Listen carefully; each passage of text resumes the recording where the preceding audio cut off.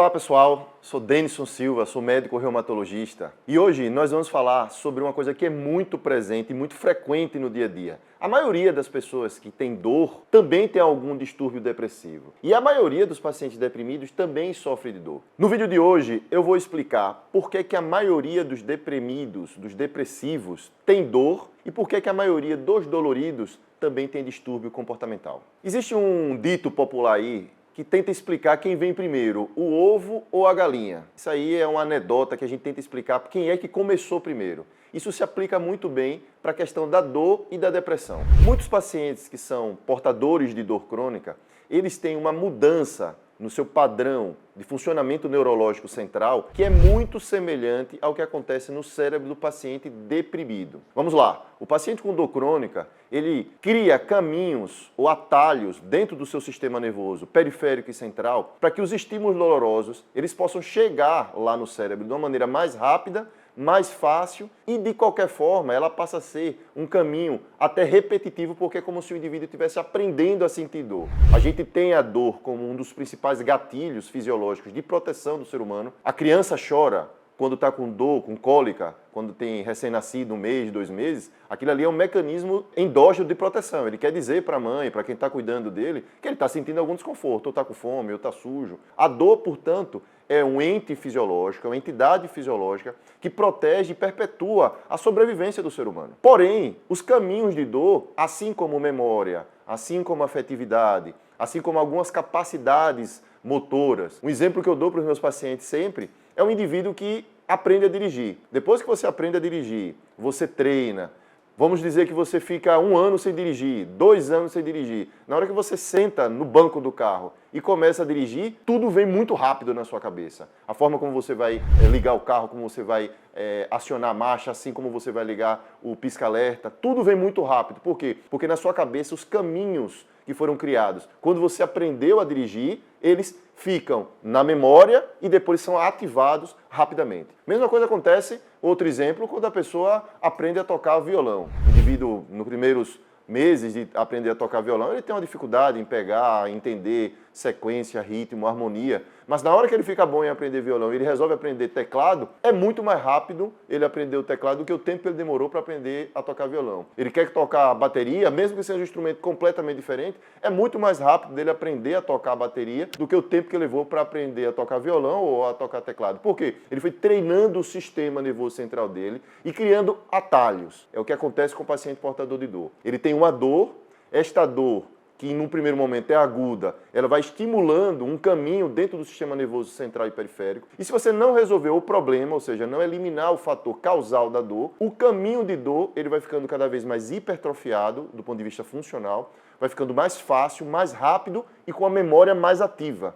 Que significa que daqui a alguns meses ou daqui a alguns anos, estímulos muito menores e até às vezes sem estímulo, geram respostas dolorosas. Essas mudanças no sistema nervoso central e periférico ocorrem basicamente nas mesmas áreas de que um paciente portador de depressão ou qualquer aspecto do transtorno depressivo. O indivíduo que tem tristeza, fadiga, ele não consegue se concentrar, fica frustrado com facilidade, ele não tem mais vontade de sair de casa para fazer aquilo que ele fazia antes, os relacionamentos que ele tinha e ele gostava de cultivar deixaram de fazer sentido, ele ficou desanimado, essa pessoa tem mudanças no sistema nervoso central, hipertrofia de caminhos e mudanças de caminhos que, coincidentemente, são basicamente os mesmos do paciente portador de dor crônica. Então, chega um determinado momento que quem sente dor ativa o cérebro. Imaginemos então como se o cérebro fosse uma árvore de Natal. Quando você está alegre, acende algumas partes da árvore. Quando você está triste, acende outras partes da árvore. Quando você está digitando ou quando você está lendo um livro, áreas são acesas. Você imagina então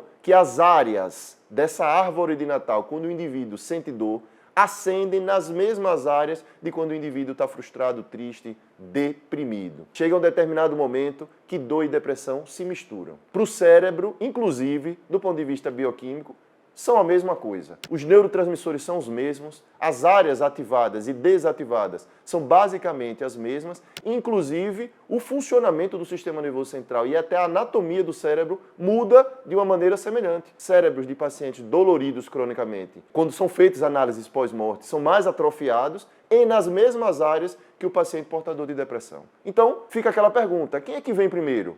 É o indivíduo que está triste e está com dor no corpo, está com dor de cabeça, está com dor no estômago? Ou é o cara que tem dor do estômago, enxaqueca, dor na coluna, dor no braço e por isso ele fica ansioso ou depressivo? Quem é que vem primeiro? Na verdade, essa ideia é apenas teórica e didática. Porque no fundo, não faz diferença. Se você for tratar um paciente com dor crônica, você vai melhorar os fatores gatilhos que são muito parecidos com aqueles que também desencadeiam a tristeza, a frustração e a depressão. Então, um paciente portador de dor crônica ele precisa se alimentar bem, porque a gente já sabe que depressão e dor crônica são doenças inflamatórias. Quando você se alimenta com alimentos que são anti-inflamatórios, evita a ingesta de alimentos inflamatórios, diminui o glúten, diminui a lactose, diminui alimentos processados, começa a ingerir mais alimentos antioxidantes, magnésio, enxofre, zinco. Isso ajuda na dor, melhora essas vias, melhora a transmissão, modula melhor a transmissão dessas vias periféricas até a interpretação central da dor e também modulam as áreas centrais de tristeza,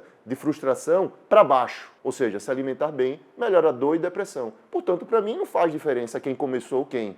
Se alimentar bem, melhora as duas situações. Se você faz atividade física mista, aeróbica, alongamento e fortalecimento muscular, você melhora o indivíduo portador de dor crônica. Quando o paciente faz ali a atividade física, equilibra entre as características da atividade física, um terço, como eu tento explicar no consultório, um terço de aeróbico, um terço de alongamento, um terço de fortalecimento muscular, esse paciente portador de dor crônica irá melhorar a percepção de dor dele. Aqueles movimentos que geravam dor, cada dia que ele for avançando na atividade física, vão ser menos sentidos como dor. Um paciente triste, deprimido, frustrado, fadigado, à medida que fizer atividade física aeróbica, à medida que fizer atividade física de alongamento, ele também vai melhorar a sua característica psíquica. Ele vai estar mais animado, ele vai estar mais concentrado, ele vai estar mais atento, ele vai dormir melhor. Então, a atividade física, ela é boa para dor e ela é boa para depressão. Um paciente que eventualmente tem um gatilho, um trauma físico, psíquico, alguma coisa que aconteceu ou ainda está acontecendo no contexto de vida dele. Um emprego que não é bom ou não era aquilo que ele esperava. Um relacionamento. Se o relacionamento está ruim, que qualquer coisa do seu contexto de vida, das suas relações interpessoais estão ruins,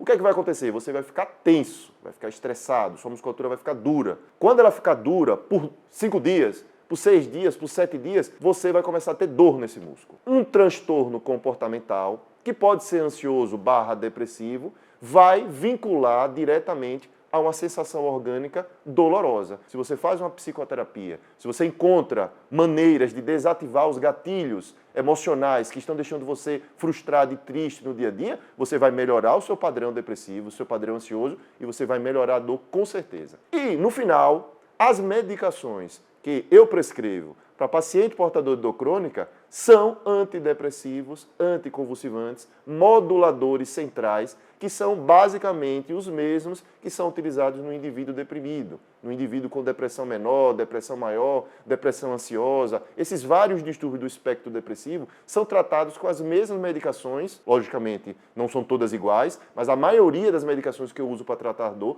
também trata a depressão, porque bioquimicamente, falando aí de serotonina, dopamina, noradrenalina, são os principais neurotransmissores da dor, são também os principais neurotransmissores que estão funcionando mal, não estão funcionando adequadamente no cérebro, no sistema nervoso central de quem também tem depressão. Portanto, o quarteto que trata a dor crônica, alimentação saudável, atividade física, psicoterapia e tratamento medicamentoso é exatamente o mesmo para tratar transtornos depressivos. No final, a gente consegue compreender, portanto, que quando você trata uma coisa, você acaba atacando a outra, mesmo que não seja de forma direta. Quando você trata a depressão direito, quando você faz o indivíduo fazer o tratamento não medicamentoso da melhor maneira possível, você está melhorando a dor dele também. E quando o paciente é portador de dor e nem se sabe ou não se considera ainda portador de um transtorno psíquico ansioso depressivo, na hora que você trata a dor dele, o padrão comportamental dele também vai melhorar. Então, no final, quem vem primeiro? A depressão ou a dor? Quem vem primeiro? A dor ou a depressão? Quem vem primeiro?